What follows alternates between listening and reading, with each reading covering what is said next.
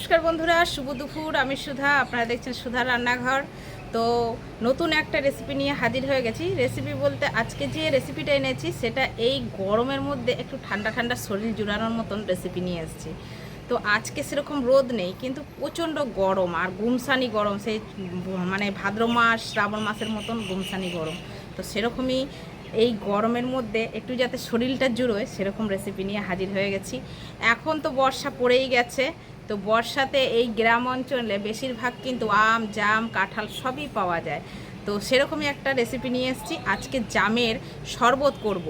আগেকারের মা ঠাকুমারা যেরকমভাবে করতো, মানে বাড়িতে মিক্সি তাদের কিছু ছিল না, হাতে দেশি জুগাড়ে কীরকম করে শরবত তৈরি করতো, আমি সেটাই আপনাদের কাছে আজকে তুলে ধরবো। তো কেমন লাগে ভিডিওটা অবশ্যই কমেন্টে জানাবেন। আমার চ্যানেলে যদি নতুন হয়ে থাকেন চ্যানেলগুলো সাবস্ক্রাইবার করবেন, যারা ইউটিউব থেকে দেখছেন চ্যানেলটি সাবস্ক্রাইবার করবেন, যারা ফেসবুক থেকে দেখছেন পেজটিকে ফলো করে পাশে থাকবেন। চলুন, ভিডিওটা কিন্তু ছোট হবে, কিন্তু একটা মজাদার ভিডিও হবে, ঠান্ডা ঠান্ডা শরীর জুড়ানো। চলুন, জাম নিয়ে আমি হাজির হয়ে গেছি, বেশ বড় বড় ডুমুডুমু জামগুলো। তো আজকে জামগুলো পরিষ্কার করে ধুয়ে নিয়ে কীভাবে কী করে করি দেখতে থাকুন। জামগুলো আমি জল ঝরিয়ে নিয়েছি। এবার জামের মধ্যে দিয়ে দেব লবণ,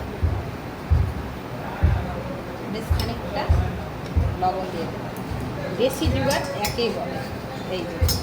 এইরকমভাবে করবে। এর যে রসটা জামের, এইরকমভাবে চটকে চটকে মেখে আমি বার করে নেব।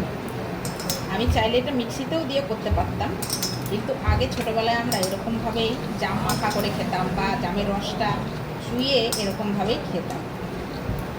এবার এর মধ্যে দিয়ে দেবো জল, দিয়ে এই যে ভালো করে এরকমভাবে চটকাতে থাকবো। ছিবড়াগুলো এরকম তুলে তুলে আমি ফেলে দেবো। এই যে এখানে জল নিয়েছি, জলের মধ্যে ফেলে দেবো। জামের রসটা কিন্তু আমি এখানে বের করে নিয়েছি।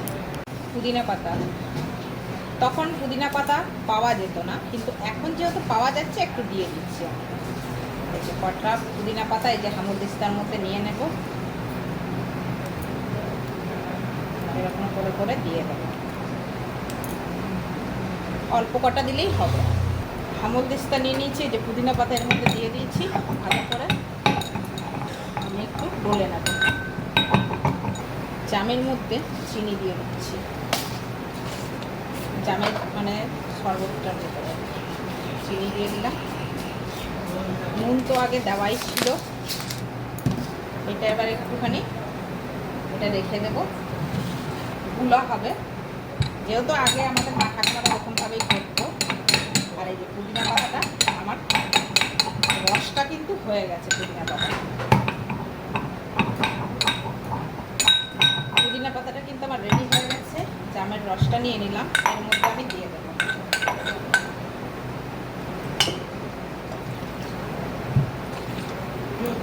এবার এটা দিয়ে ভালো করে ভেজে নেব।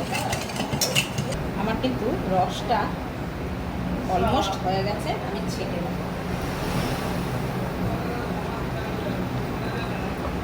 এক গ্লাস কিন্তু হবে না, যেহেতু জামটা কম ছিল, এর মধ্যে আরও জল মেশালে হয়ে যাবে। আমি কিন্তু পারফেক্ট জিনিসটা চাইছি, যার জন্য আমি জল মেশাতে চাইছি না। জামের যে শরবতটা আমি তৈরি করেছি, ঠান্ডাটা করার জন্য দুটো বড় চামচ, যেহেতু আমরা ঠান্ডা পছন্দ করি। অল্প হয়েছে, পারফেক্ট রসটা হয়েছে, যতটা চেয়েছিলাম।